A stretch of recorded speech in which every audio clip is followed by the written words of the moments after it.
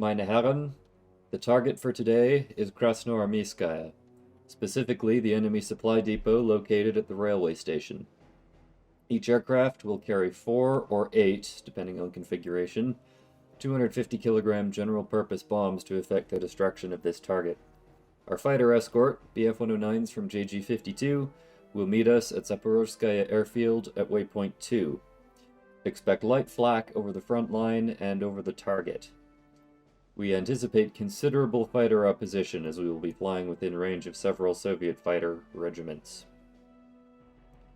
The formation will bomb from an altitude of 3,500 meters or higher at commander's discretion. Track on the run-up will be 091 degrees. The town, river, and railway should all be plainly visible on the run-up to the target, as well as the aerodrome to the northeast. That's all. Good luck. Welcome aboard my HE-111 for the 4th mission of this 111 career. Let's get the aircraft configured for takeoff, and then let's go. So, lights, radiators will close down slightly. 75% seems to have been adequate for climb up until now. Props full forward. Set flaps 15, I think we'll go with today, and that's 15 degrees, not 15%, for anyone who's curious as to the discrepancy in those two figures. And we do have some trees to clear off the ends, so we'll bear that in mind. Anyway, set takeoff power.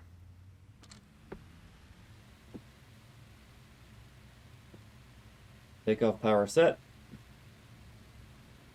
Come on. Actually having to use a slight amount of differential brake here to keep straight down the runway. The rudder's not quite effective yet. There we go. Airspeed's alive. I'm starting to get some rudder authority. Those trees look awfully close. We'll see how this goes. If it's looking like flaps 15 isn't enough, I might put them down to 20, but I don't want to if I don't have to because of the aforementioned acceleration issues. Anyway, it's 150. Into the runway.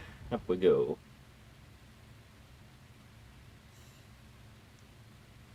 Starting to climb. Gear up. It might be a little windier today. This feels like we've got a bit of a crosswind going.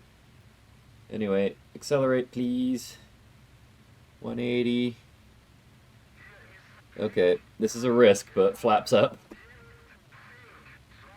Alright, now we're pretty good. Set climb power. I'd rather not set climb power right now, but we're going to blow up the engines if we don't. So we took off pointing south this time. Does that mean... yeah, okay. So we'll be making a left turn and proceeding on course. Now, one item for this trip that I haven't quite made up my mind on yet is what our final bombing altitude will actually be.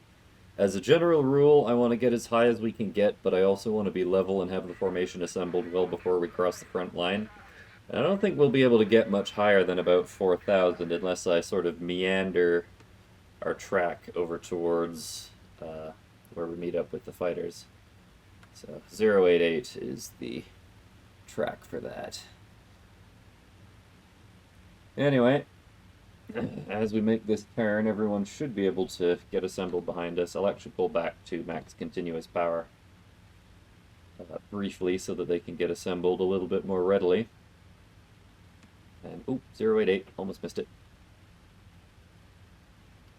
But yeah, that'll be it. We'll continue to climb out to the east and head for the target, and I'll probably just see how high we can get before we cross the front line, and that'll just be what our final bombing altitude is, so I'll stay flexible on that subject.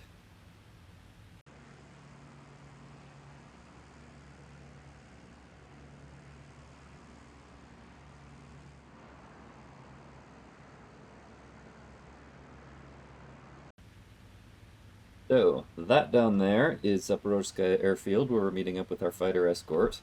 And thanks to doing a series of S-turns over the Kerch Peninsula and a very stiff headwind, I've managed to get us all the way up to 5,000 meters before getting here. So I'm going to level off at 5,000, which is actually, yeah, according to the altimeter in the bomb site, which is actually set to the correct barometric setting, is actually here, so we'll level off now. And then let the speed come up a little bit. And we'll come back. I'll actually come back below maximum continuous power because we do have some aircraft straggling. So I'll probably do something like this for now. And then I'll pop into the bomb site. So altitude 5,000 meters. Speed probably be about 260, 270 in the end. Now as you can see, we have a very stiff headwind. So from track of 09 or 1, 117 is near enough 25 degrees to starboard. And 28 meters per second, very stiff indeed. Which means our drift here is 15 degrees to port. And that's with a mostly headwind component. So that's pretty insane. That means that our correction will have to be 15 to starboard. Hang on. Yeah. Okay. Well, in that case, that means our corrected heading is going to be 116. So we'll come right to that just as we pass over the field here. Looks like that is actually where our fighters are taking off from. Hopefully they can climb up to meet us by the time we cross the front line. 109s can climb pretty quick, so I wouldn't be surprised. Okay, 116. Roll out. And checkpoint, well, we're going to cross the coast a little bit north of this little body of water here, which is not what this thinks we'll be doing. Okay, well, we'll come slightly to port then. And see about regaining track that way. Now, I mentioned that some of our aircraft were straggling. I'll hop up on the top turret and see what I can see. Yes. So, we are flying a mixed formation of 111 H6s and H16s again, and the H16s are slower because they've got a heavier bomb load, as I sort of explained the mechanics of all that in the first mission. So, I'll keep the power dialed way back for them to catch up with us. I'll close down the radiators, though, since we shouldn't need much at all up at this altitude. And now the other reason I was going to explain why I elected to climb to 5,000 meters, apart from the sort of more general reasons, is the fact that our 109s, which are escorting us, will get quite a bit better performance at high altitude, whereas the Soviet fighters, which are optimized for low altitude, their superchargers are going to be kind of running out of breath up here. So, just another aid to survivability. Anyway, now that navigation is more or less sorted, we shall proceed to the target.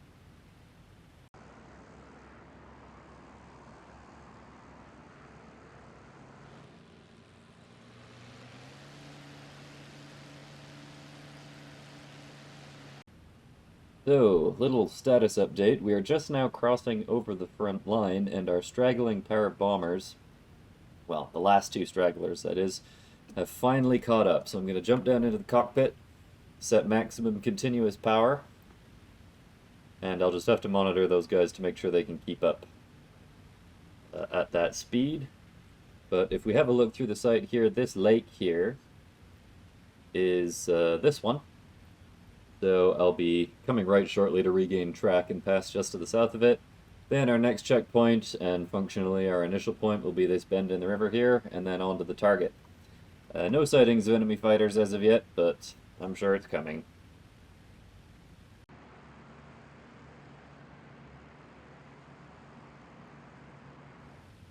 Right, so we're basically at our initial point here, passing over the bend in the river. The target is now pretty plainly in view up ahead there. You can see the town and the bend here. And yeah, I can see just about the cluster of buildings where the target is, so we will align on that. And I'll do my best to really zero in the bomb site, because with this much wind, it's going to make a massive difference as to whether or not we're on target. So first thing I'll do is crank the bomb doors open so that I can correct for our airspeed. Back to 280 preemptively. And I've already set us up on a 0.1 second interval and releasing all bombs, which is, again, a bit of a gamble, but the whole formation is going to do a 0.1 second interval. I wish there was a way I could change that, but I really don't think there is. If there is a way, do let me know. Okay, so we're drifting here, which means that I've not put the wind in correctly. Let's base it on our current magnetic heading for now. So that's 15 degrees. No, that doesn't make sense, because that'll give us a lower drift factor, and we're drifting to starboard.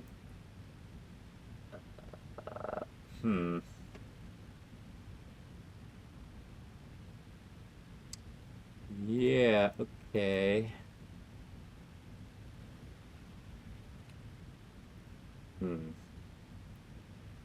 Yeah, I'm a bit puzzled about that. Let's bump it there and see what that does.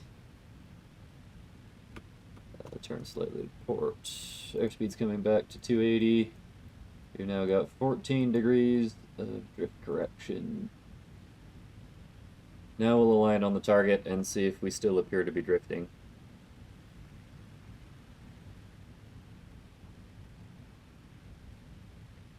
Yeah, I think... This one of the... I sometimes have difficulties sort of working out the geometry of this in my head.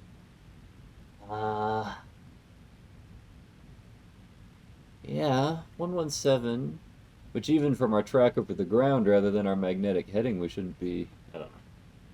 Could also be that correcting for drift using the bomb sight just isn't a perfectly accurate thing, because it's correcting for the drift of the bombs, not the aircraft, so there are ultimately limitations to it. We shall see. Yeah. Well, that does reduce my confidence in our likely bombing accuracy a little bit, but there might only be so much we can do. With such a high wind component like this, it would probably be very difficult to hit anything in real life. I mean, the massive concession that IL-2 Great Battles makes when it comes to this kind of bombing is that you have perfectly accurate wind data, which just wasn't a thing in World War II. It's barely a thing today.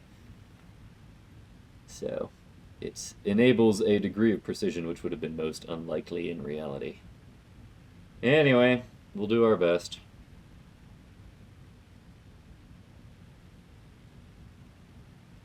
Issue.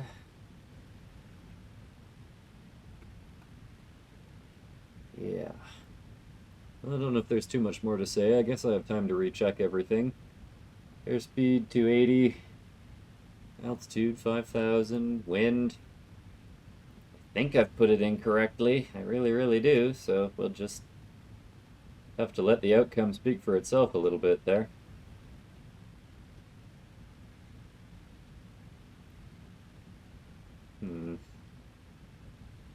Yep. That's, I don't think there's much more to say. It's tough to hold and be ready to drop. Making a massive left turn to correct as we come in. I have a feeling, I don't know, I have a feeling I've done something horribly wrong here, but I just haven't caught it yet. Well, we'll just have to see. Yeah, drop on my command. Do it. We'll be dropping quite shortly here.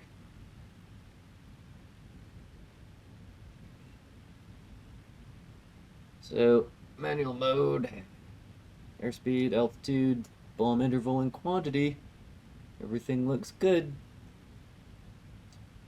I think my aiming point will be this building here. Well, actually maybe just past it, so as to ensure a bit of a more complete firing of the target by the rest of the formation. Anyway. Los!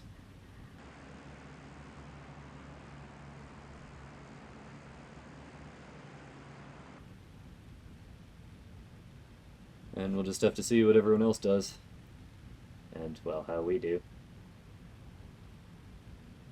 Can't really see where my bombs are buggering off to. Yeah, objective completed. You can return to base. We'll do that in a minute.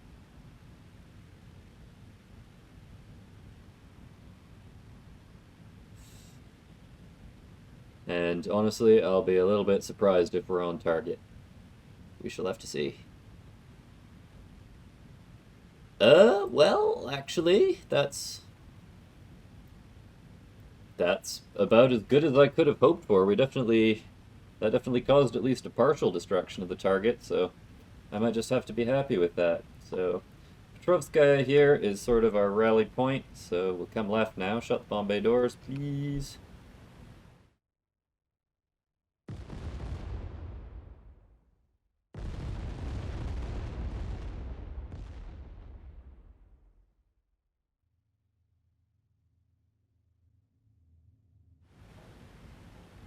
And stay level, no need to climb.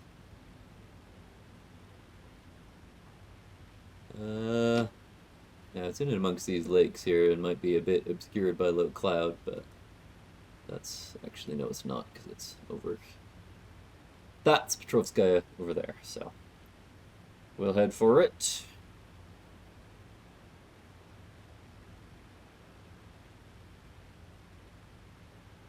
And I think on the return trip, I might actually bust out my E6B flight computer and do drift calculations properly, so that we're not stooging around over enemy territory for a second longer than we need to. Whoops! I lost a bit of altitude there. That was very slovenly. Oh well. Anyway, we'll head straight for it for now.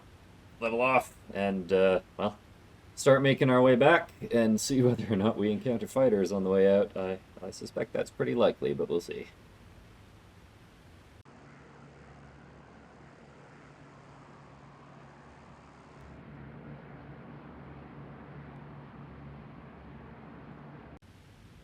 So, this is very surprising to me, but we didn't encounter any enemy fighters on the way out. We're passing over the northern end of the Taman Peninsula now, and you can just tell by looking out the window that we are absolutely whizzing by, and contrast that with how slowly we were going before. So, on the way into the target, we had a headwind component of close to 100 kilometers an hour. And so we have roughly the same tailwind component on the way out. And so our ground speed is probably something like close to 450 kilometers an hour. So yeah, we're going to be home in no time flat. It's kind of just up there.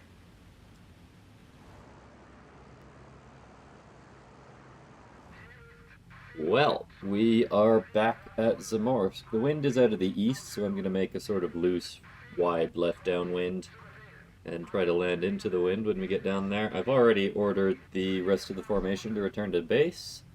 We'll see if we have any apocalyptic screw-ups like last time. Fingers crossed that we don't, but I'm really not relying on them. Who knows, maybe if I can get down, shut down, and end the mission before they get low enough to start circling, then non-silly things can happen. We shall see. Ooh, getting on towards overspeeding here. Find some way to get rid of this speed. Although the engines are actually overcooling, so I'm going to shut the radiators. Might just have to make a bit of a long final, but that's okay. And okay, those are fighters doing the more eccentric maneuvering up there, he says, and then the one guy pitches up and ugh. At least he's high enough to recover from his stupidity, he says, maybe. Anyway, yeah, let's get down, shut down, and finish the mission before those guys do anything silly. And who knows, maybe that's the way to run things. I did a very steep descent on the way in. Mostly I wanted to stay at altitude and continue to ride that beautiful tailwind. It's almost unbelievable how quickly we got back here compared to how long it took to get to the target, but it meant that we were pushed away from the enemy's airfields quite quickly, so that may be why we weren't intercepted on the return trip. Hard to say. Anyway, turning onto my base leg here, not putting the gear flaps down yet because I'm still trying to get rid of speed. But now that we're level, that should happen in pretty short order. And you silly sausages just don't do anything. Okay. Now speed is coming back nicely, back through 250, gear down. And prop to max continuous. Power can come up a bit. Come on. Power! There we go. 220. I won't put the flaps down just yet because we're still a ways out. But we'll get there. I don't see any pulls of smoke rising up from the ground, so doesn't look like anything terrible's happened yet. So that's vaguely reassuring. Anyway, lights on. Radiators can stay closed for now because those engines are pretty cold. And set flaps 40, I think. I guess I haven't really explained yet, but I tend not to use full flap in the 111. I don't find it necessary. You have to use a fairly high power setting to maintain your approach speed when you do, so usually I find 40 degrees to be adequate. I don't know, maybe I should experiment, but I'll stick with the tried and true for now.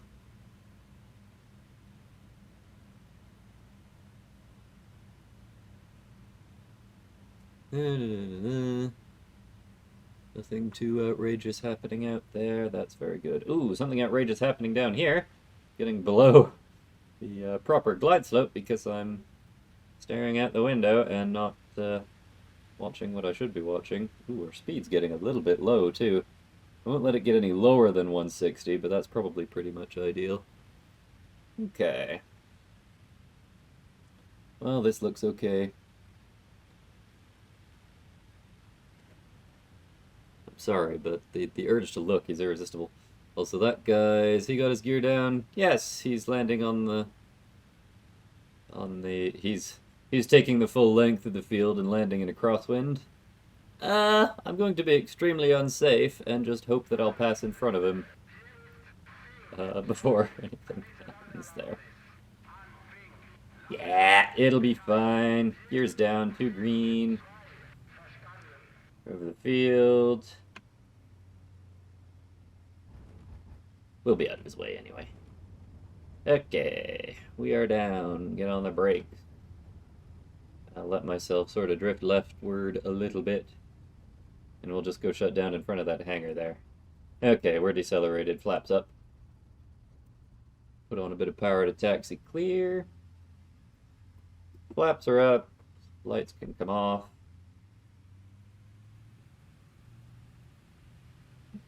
And just get clear now.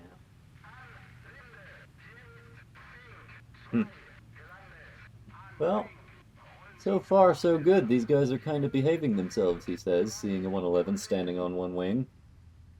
I guess he's not banking that sharply. Anyway, I think that's a sign that we need to get shut down before anything bad happens, right? Yeah. Well, in that case, I shall see you in the debriefing. Right, so it appears I didn't hit anything, but I did see some burning stuff down there, so unless we bombed something that wasn't what we were supposed to, I'm going to assume the rest of the formation did hit some stuff. We shall see. Now, this is another day where we have 2 missions in the same day. As you can see, there's another one up there. We're going far behind the lines again later. But over to... No, I do want the planning room.